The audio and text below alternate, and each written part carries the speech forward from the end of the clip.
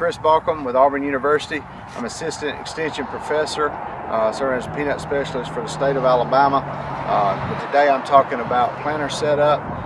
Planting season is just around the corner here in Alabama, and it's a good time of year before we get started and get in the field. Let's go ahead and go over our planters, make sure everything's working properly, examine all the wear parts of it, and try to get a good uniform stand. One of the first things that we're going to check is our seed opening disc.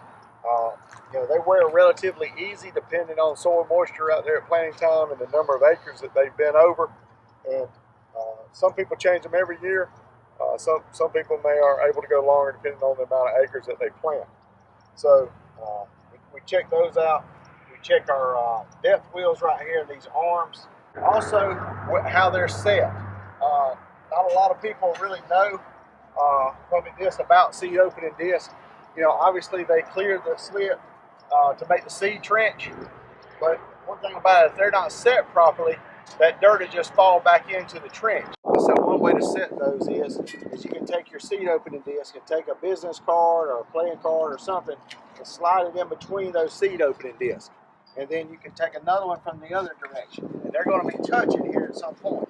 So right in here is you want to slide it to where these business cards can't move any closer to each other. And you're looking for about 2 to 2.5 inches, 2.25 inches between these two cards. If they were able to move all the way close to each other, touching each other here, they're not set properly. So you want to push them together until you can't push them anymore, and they should be about 2 to 2.25 inches apart from each other for where that's touching. That will allow, that's the proper setting to give it that V to allow that trench to stay open for the seed to drop in there. Now, another thing to check is these gauge wheels that run next to the seed opening disc. So when they're in the ground and that planter raises up, the wheel raises up here to run next to that disc, they should be scrubbing that seed disc just a little bit. See right here, they'll just automatically fall back down, so they're set too far away from the seed opening disc. They need to be bushioned over and tightened up where they're closer to the seed disc, and when you let off of it, it should be able to kind of touch and just scrub and make its way down. That will rub the side of the disc, keeping it clean. But another place to check is the arms of these that hold these depth wheels. A lot of times they get hit and banged up, and they have a wear place in them. So with that being said, that will allow you to have different depths between row units. And then we will prevent that to be able to get them all set uniformly by using that set and seed to be able to get all of our seed depths set at, say, 2 inches or whatever our desired depth is. One thing we need that's very important in the field is even emergence. So one of the keys to that is having uniform planting. So one of the easiest ways to have uniform planting depth, obviously we want all our seed opening discs to be the same, all of them more uniformly, and a lot of people don't change them every year. Some people do change them every year depending on the acres that they go over. These wheels that go up to control the depth, the wear that's on those arms and so forth affects that. So a good way to check that to see to get all of them set the same, because you could go through here and use your handle and set it at the different hole depths, and you could set them all on, say, 2.2, but yet they would be different depths when you dug down and measured the seed on each one of the rows, possibly. So one of the good ways to check to see how that planter unit is performing is to use what they call a set and seed. And this will allow us to let the seed opening disc drop down in between these two blocks and let it ride up on these wheels, and then we will move our handle up to the preferred hole. And then that way, when we get them all up to that spot setting, doing each row one by one, we'll have them all at the same 2-inch depth, for instance. Because the way this is set up, this is a 1 inch for that, and then a 1/2 inch for each one of these blocks that we have here. So say if we're going to start out, we're planting corn for 2 inches, that's the reason why we would set it to what we want to plant at, and we'll place it under here. So we'll do each row individually to get them set. So we'll just do one of them for demonstration right here. Let's lower down the planter unit.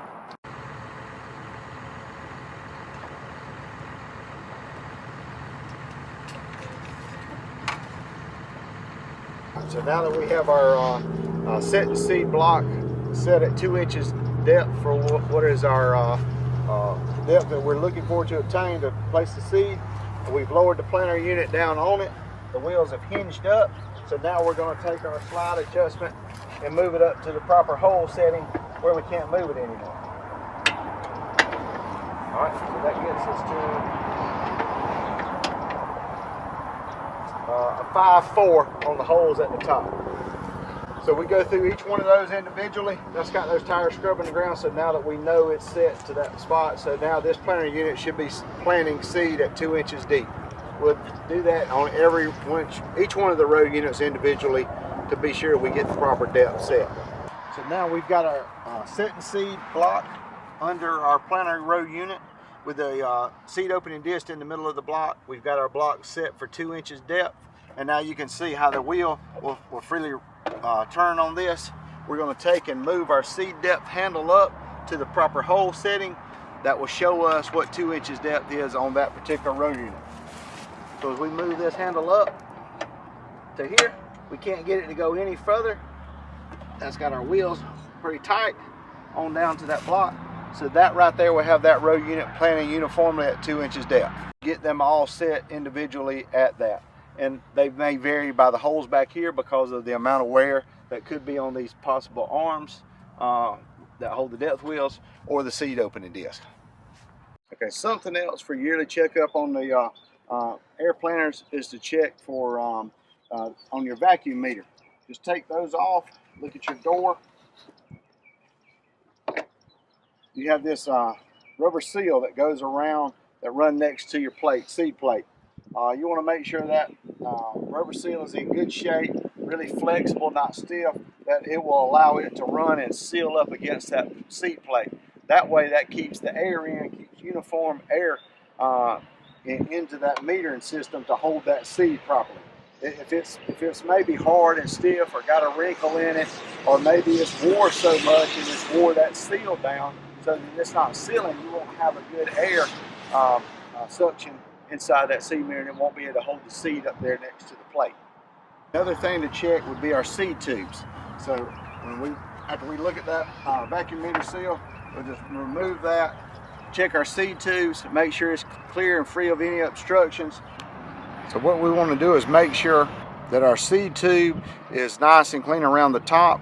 It's not obstructed in any way, that the vacuum meter will set down in it and allow that seed to enter into that seed tube and be fine. We can take a brush and clean the inside of that seed tube, keeping it clear and free of any obstructions. Also, that brush will allow us to clean that meter and eye, that's counting our seed and so forth. Sometimes those eyes get caked up maybe with some seed treatments or talc or what have you, and we may just need to simply clean that eye with a brush. Another thing to check would be our air system there from our vacuum deliveries. We talked about the seals and the meters. Also, we can remove these caps, make sure we clean out the pipe. There's a lot of times you'll have a collection of your talc or seed treatment stuff gets collected up in there. Just clean that out and gives you a better airflow and have a higher air pressure. Another thing to always keep in mind is parts. You know, it seems like nowadays we can't keep enough stuff in stock and in supply that we may need. And so since it's planter season and we're going to go over the planter unit number 1, you never know. You may have a new bearing that goes bad or what have you. You have to go back and replace some more. So always keep some bearings on it. This has got the Yetter sharp tooth float row sweepers on here. You've got bearings for each one of these sweepers. So make sure you got some of those on hand, as well as your bearings that go inside your seed opening disc wheels right there. So those have a tendency to go out. And then on your closing system, you've got another set of bearings right there. So always good to have some of that stuff on hand, because you never know that something may happen or another one go out. Another wear point on planters that not a lot of people think about is the parallel linkage up here on the front of the row unit where it's attached to the toolbar. Now, most people feel like, well, if it's still attached to the toolbar and the planter unit's hanging on, it's fine. But obviously we need that to be tight. You've got some bushings that go in here at these parallel linkage arms, and they will wear over time as that planter unit's bouncing across the field. So you should be able to come back here, see if you can shake your planter, and see this one's just as stiff as it can be. There's no play in these bushings right here. So that way the planter unit's not shaking and bouncing as it goes across the field, because any additional shaking and bouncing that it does as it's passing across the field is shaking that seed as it's trying to fall down that seed tube, and that affects our spacing. So to have that good uniform spacing that we're looking for, we need a good, smooth, steady ride. And we get that with down pressure, whether we have a hydraulic drive or hydraulic downforce or these manual springs that provide downforce onto these linkage arms. And as long as we've got good new bushings in there, the planter unit's good and tight on there, it's going to hold it good and steady and solid as it goes across the field to give us good spacing. Another important piece is the seed firmers. Not everybody runs a seed firmer on the planter, but I think to get good uniform emergence, to have them to ensure yourself that you've got good uniform depth there planting, is also having a seed firmer. So that allows that seed firmer to run inside that seed trench and press that seed to the bottom of the trench. That gets all of the seeds uniformly placed at the very bottom of the trench so that they are all at that uniform depth. That way, with adequate moisture there at the bottom of that trench, they should all come up together and emerge at the same time, which is very important with all crops.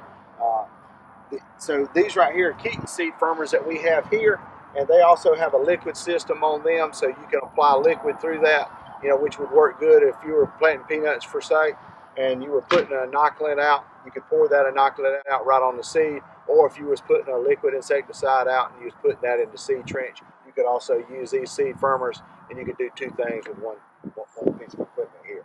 It'll allow you to press the seed to the bottom of the trench, as well as apply your insecticide or an inoculant there to the seed. Just a few things to think about as the planting season to help get you a good, uniform, evenly spaced seed. So, planting is one of the most important things that we've done, so we want to make sure that we do that properly and do it one time only. So that's just a few factors that can go along to help contribute to a good, solid stand. So my phone number and my email are listed below. If you've got any questions, please feel free to reach out to me and contact me.